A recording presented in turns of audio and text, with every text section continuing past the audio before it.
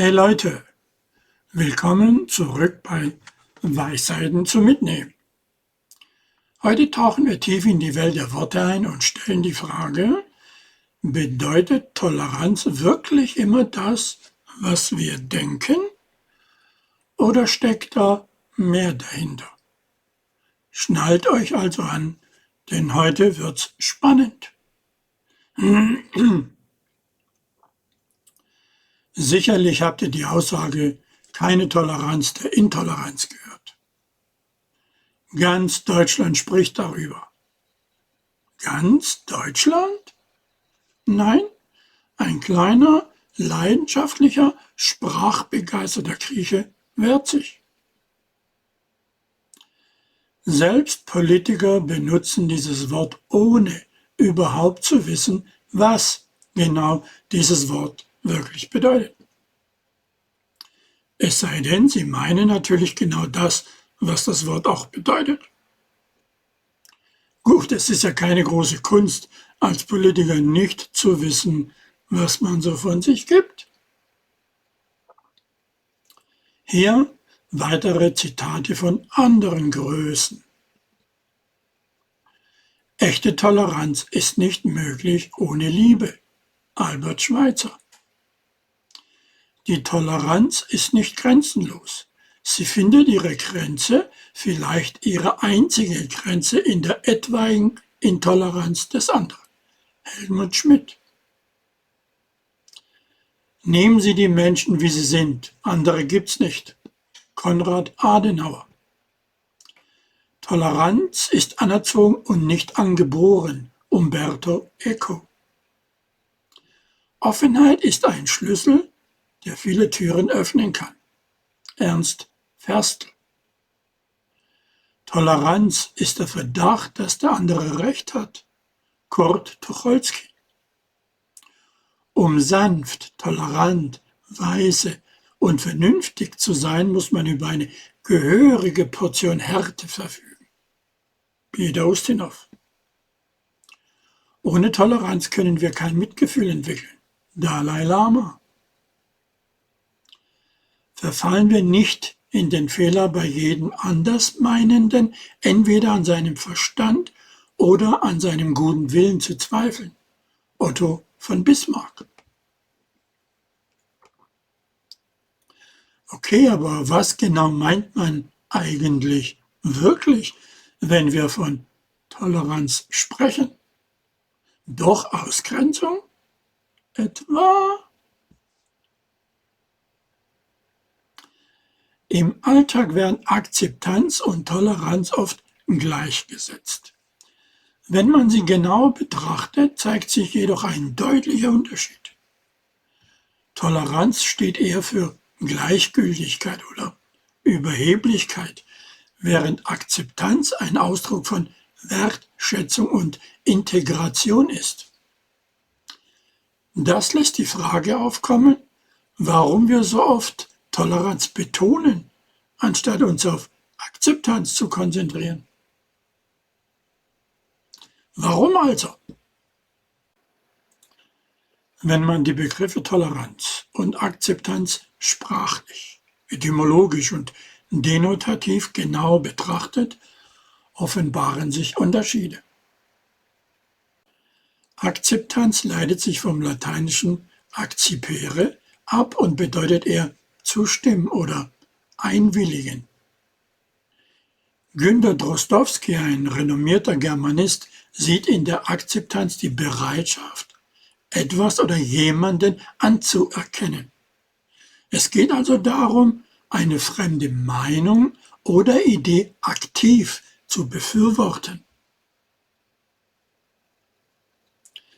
Dagegen hat Toleranz seine Wurzeln im lateinischen Verb tolerare, was für ertragen oder dulden steht. Hier geht es mehr darum, etwas hinzunehmen, weil man es eh nicht verhindern kann. Der entscheidende Unterschied also ist, Akzeptanz ist ein aktiver Prozess des Zustimmens, während Toleranz eher passiv ist und ein Dulden von Situationen oder Meinungen bedeutet, Man gibt sich dem also hin. Aber die Unterschiede hören hier nicht auf. Auch der Beiklang der Wörter spielt eine große Rolle. Wenn wir von dulden sprechen oder jemanden als geduldet bezeichnen, klingt das oft negativ. Es steckt eine Art von Bewertung drin, die oft tatsächlich eine Art Ausgrenzung signalisiert. Statt zu sagen, ich finde es super, dass du da bist, heißt es eher, eigentlich passt du ja nicht hinein, aber ich kann es nicht ändern, also lasse ich es zu. Manchmal ist das auch ein bisschen herablassend. Vielleicht sogar mit einer Prise Mitleid oder einem Hauch von Selbstzufriedenheit. Du gehörst eigentlich nicht hierher, aber ich erlaube es trotzdem. Bin ich nicht großzügig? Und am Ende soll der geduldet wird, auch noch dankbar sein. Okay, nicht nur manchmal. Genau das sagt das Wort erdulden, Toleranz, aus. Noch eklatanter kann sich das in der Medizin und Technik auswirken. Hier ein paar Gedanken dazu. In Medizin und Technik wird der Unterschied zwischen Toleranz und Akzeptanz besonders deutlich. In der Medizin spricht man bei Toleranz davon, dass der Körper nur eine begrenzte Menge an schädlichen äußeren Einflüssen aushält. Und in anderen naturwissenschaftlichen Bereichen gibt es den Toleranzbereich, wo man kleine Fehler und Abweichungen noch akzeptiert, solange sie nicht zu weit gehen. Im Gegensatz dazu steht hier Akzeptanz. Die ist klar und hat keine solche festen Grenzen. Und oft hat Akzeptanz eine positive Bedeutung, zum Beispiel wenn man von der Trauer spricht. Akzeptanz ist da sozusagen das Endziel, wo man wirklich versteht und weitermachen kann. Und jetzt mit ganz einfachen Worten. Toleranz und Akzeptanz, das sind nicht nur Wörter, sondern Konzepte, die in verschiedenen Bereichen unterschiedlich verstanden werden. In der Medizin heißt es zum Beispiel bei Toleranz, dass der Körper nicht alles mitmacht und bei schädlichen Dingen irgendwann streikt. Und in anderen wissenschaftlichen Bereichen gibt es diesen Toleranzbereich, wo kleine Fehler okay sind, solange sie nicht zu krass sind. Sie werden geduldet, hingenommen. Auf der anderen Seite haben wir Akzeptanz. Und die ist ziemlich straight. Es gibt keine Grauzone oder so. Akzeptanz ist positiv und geht über dieses bloße Dulden hinaus. Ein gutes Beispiel ist hier vielleicht die Trauer. Da ist Akzeptanz sozusagen der Endpunkt, wo man wirklich versteht, annimmt und loslassen kann. Apropos Akzeptanz, Trauer und Tod. Wie sagte mein Urgroßvater Sokrates? Niemand weiß, ob der Tod nicht vielleicht das größte aller Güter für die Menschen ist. Aber sie fürchten ihn, als wäre es das größte Übel. Wie sieht es denn in der Gesellschaft aus mit diesen beiden Begriffen? In unserer Gesellschaft wird oft Toleranz gefeiert, aber was genau meinen wir wirklich eigentlich damit? Während die Akzeptanz eine offene und positive Einstellung gegenüber anderen Kulturen und Lebensweisen bedeutet, wirkt Toleranz wie eine passive Art der Ausgrenzung. Genau genommen ist es das ja auch. Hier ein Beispiel. Ein Flüchtling zu dulden ist nicht dasselbe wie ihn und seine kulturellen Unterschiede wirklich zu akzeptieren. Trotzdem hören wir immer wieder den Ruf nach mehr Toleranz in verschiedenen Initiativen und Aktionen. Ist das wirklich das, was wir brauchen? Nun ja, einige könnten jetzt argumentieren, dass die Betonung von Toleranz ihre eigenen Vorteile hat, wie beispielsweise die Schaffung eines inklusiveren Umfeldes. Man könnte auch weiter meinen, dass das Missverständnis einfach auf fehlende Kenntnisse zurückzuführen ist. Selbst Wikipedia zeigt, dass Toleranz heute eher als Anerkennung von Gleichberechtigung verstanden wird. Wir sind stolz darauf, dass junge Menschen offen und tolerant sind. Aber was bedeutet das genau? Sind sie wirklich für aktive Akzeptanz oder sind sie eher gleichgültig gegenüber dem, was anders ist? Fördern wir also irreführende, unangemessene Werte? Und welche Haltung wäre höflicher, respektvoller und sprachlich präziser? Ein Plädoyer für Akzeptanz, für mehr Akzeptanz? Fragezeichen, Ausrufezeichen. Die laufende Diskussion über Feminismus, Rassismus, Gendern und anderes hat uns gezeigt, dass Sprache tatsächlich Unterdrückungsmuster widerspiegeln kann. Und daher reden wir heutzutage nicht mehr nur von liebe Leser, sondern von liebe Leserin und liebe Leser. Vielleicht sollten wir uns darauf konzentrieren, Akzeptanz zu fördern, anstatt nur Toleranz zu predigen. Denn es geht nicht darum, über Schwächen hinwegzusehen, sondern diese anzuerkennen, zu verstehen und einen Dialog zu führen. Abschließend könnte man sagen, dass während Toleranz ein erster Schritt sein mag, ist es letztendlich die aktive Akzeptanz, die echte Veränderung und Harmonie fördert.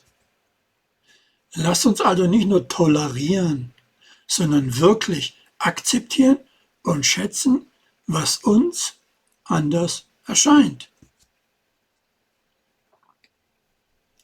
Und jetzt, liebe Leute, kommen wir zum Thema LGBTQ. Vielleicht habt ihr in meinen vorherigen Videos, in meiner Videoreihe schon etwas dazu gesehen. Oft denken wir sind tolerant, wenn wir LGBTQ-Themen thematisieren. Aber schauen wir mal genauer hin. Ist es wirklich Toleranz, wenn wir nur darüber sprechen, aber die Rechte und die Würde dieser Menschen nicht wirklich anerkennen? Das ist eine falsch genutzte Toleranz. Aber halt, das ist noch nicht alles. Stellt euch vor, Akzeptanz wäre, wenn wir LGBTQ-Menschen nicht nur tolerieren, erdulden also, sondern ihre Identität und ihre Rechte aktiv unterstützen. Es geht darum, über die Toleranz hinauszugehen und wirklich zu verstehen und zu schätzen, was diese Gemeinschaft beiträgt. Und jetzt noch zum Kopftuch. In Deutschland sprechen wir oft von Religionsfreiheit. Und ja, das Grundgesetz garantiert das auch. Aber wie oft hören wir von Diskussionen, in denen das Kopftuch von Muslimas als Zeichen der Nichtintegration oder sogar als Bedrohung gesehen wird? Manche Leute denken, sie seien tolerant, weil sie das Kopftuch dulden, erdulden. Aber ist das wirklich Akzeptanz?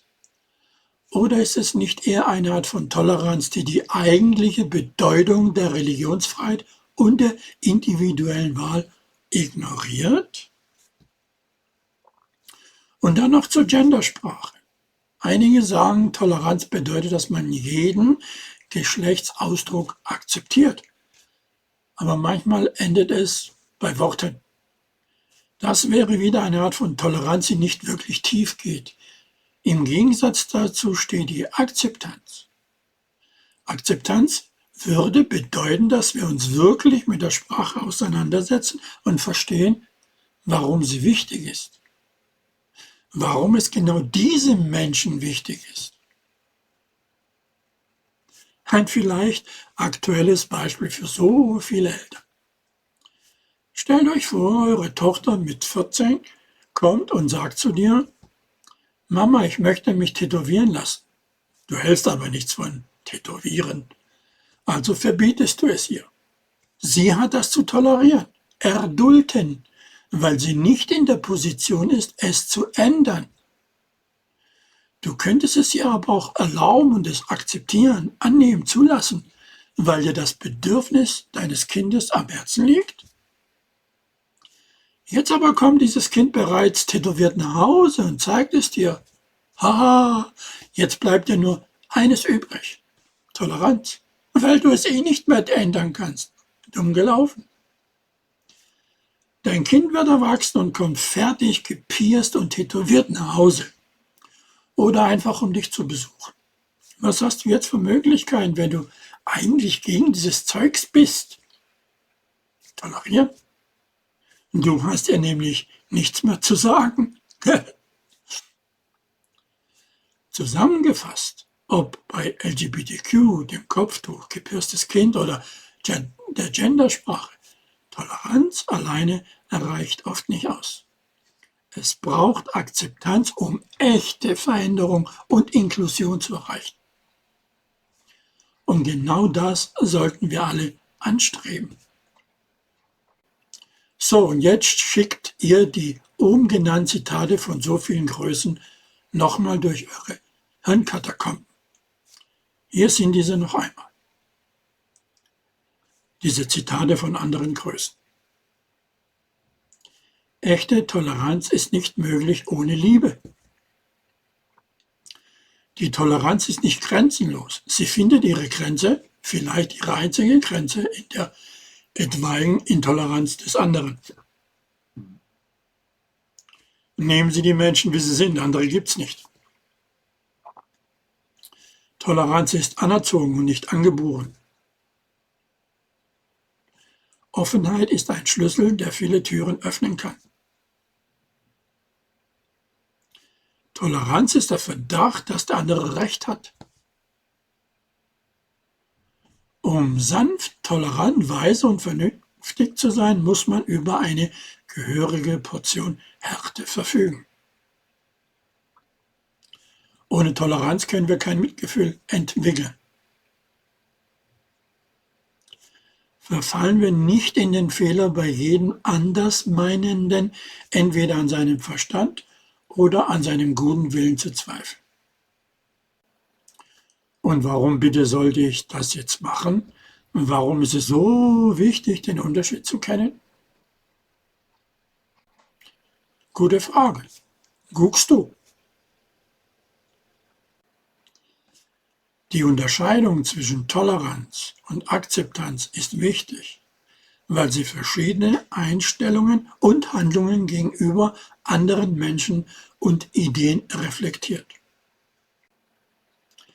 Toleranz kann man als eine Art Passivität sehen, während Akzeptanz eine aktivere und positivere Haltung darstellt. Verstehen dieser Nuancen hilft, bewusstere Entscheidungen zu treffen und echte Inklusion und Verständnis zu fördern, statt nur oberflächliche Harmonie zu erzeugen. Verstehst du das? Verstehst du wirklich, was ich sage? In diesem Sinne, Denken ist schwer, darum urteilen die meisten. Dieses Zitat betont die Schwierigkeit, tatsächlich zu reflektieren und zu verstehen, anstatt einfach nur zu tolerieren oder zu akzeptieren, was oberflächlich erscheint. Es fordert uns auf, tiefer zu gehen und kritisch über die Bedeutung von Toleranz und Akzeptanz nachzudenken. So, liebe Community, das war's für heute. Ich hoffe, ihr konntet ein paar neue Perspektiven und Denkanstöße aus diesem Video mitnehmen. Wenn ihr das Gefühl habt, dass diese Gedanken auch für andere interessant sein könnten, dann teilt das Video gerne und lasst ein Abo da. Und jetzt seid ihr dran. Was denkt ihr über das Thema? Lasst es mich in den Kommentaren wissen. Bleibt mir gewogen und bis zum nächsten Mal, euer Georg Moratidis. Und vergesst nicht beim Rausgehen die Klingel zu putzen, damit ihr nichts verpasst, ne? Weisheiten zum Mitnehmen, euer Georg Moratidis. Bis zum nächsten Mal.